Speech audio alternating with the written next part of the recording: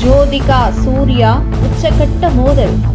Cinema துறையில் இருந்து அடுத்த விவாகரத்து அறிவிப்பு.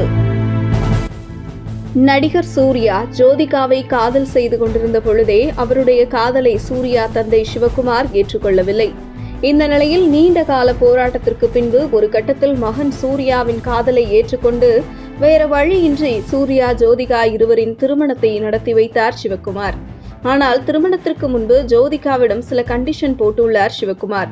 அதாவது திருமணம் முடிந்த பின்பு மீண்டும் சினிமாவில் நடிக்கக்கூடாது, குடும்பத்தை பார்த்து கொண்டு குடும்ப பெண்ணாக இருக்க வேண்டும் என்று சிவகுமார் கண்டிஷனை ஜோதிகா ஏற்றுக்கொண்டதால் தான் சூர்யா ஜோதிகா திருமணத்திற்கு சிவகுமார் ஒப்புக்கொண்டார் என்று அன்றைய காலகட்டத்தில் பரவலாக சினிமா வட்டாரத்தில் பேசப்பட்டது. இந்த நிலையில் சூர்யா ஜோதிகா திருமணத்திற்கு பின்பு சினிமா பக்கம் தலை காட்டாமல் இருந்த ஜோதிகா 2 குழந்தைக்கு தாயான பின்பு 36 வயதிலே என்கிற படத்தில் தன்னுடைய கணவர் சூர்யாவை கன்வின்ஸ் செய்து மீண்டும் சினிமாவில் நடிக்க தொடங்கிய போதே சிவகுமாருக்கு குடும்பத்திற்குள் எதிர்ப்பு கிளம்பியதாக கூறப்படுகிறது. இதனைத் தொடர்ந்து 36 வயது நிலை படத்திற்கு பின்பு அடுத்தடுத்து சூர்யா படங்களில் கமிட்டானது மாமனாருக்கு பிடிக்கவில்லை.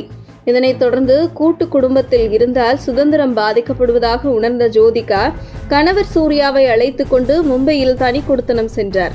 ஜோதிகா மும்பை சென்ற பின்பு இனி நம்மை கேட்க யார் இருக்கா என்கின்ற தோரணையில் அவருடைய உடையில் மாற்றம் ஏற்பட்டது.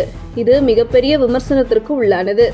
இந்த நிலையில் தமிழ் சினிமாவில் கம்பேக் கொடுக்க சூர்யா முன்னணி இயக்குநர்கள் பாலா, வெற்றிமாறன், சுதா கொங்காரா போன்றவர்களின் படத்தில் கமிட் ஆகியிருந்தார்.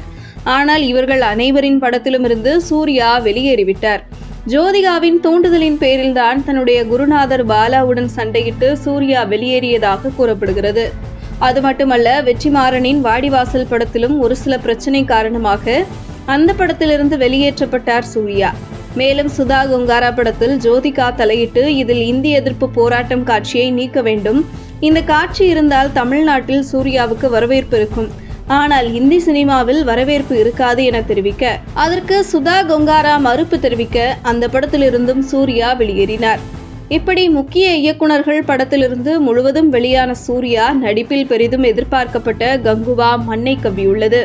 மேலும் கங்குவா படம் வெளியாவதற்கு முன்பு சுதா கொங்காரா படத்தில் சூர்யாவுக்கு பதில் சிவகார்த்திகேயன் கமிட்டான போதே உன்னாலதான் நல்ல ப்ராஜெக்ட் கைவிட்டு போச்சு என ஜோதிகாவிடம் சூர்யா அடிக்கடி சண்டையிட்டதாக கூறப்படுகிறது.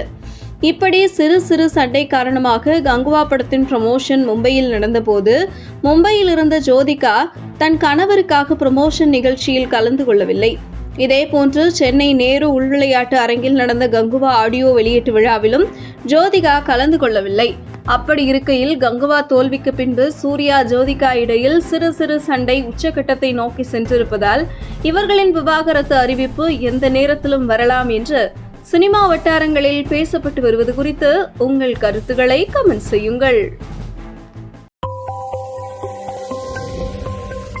உங்கள் தின சேவல்.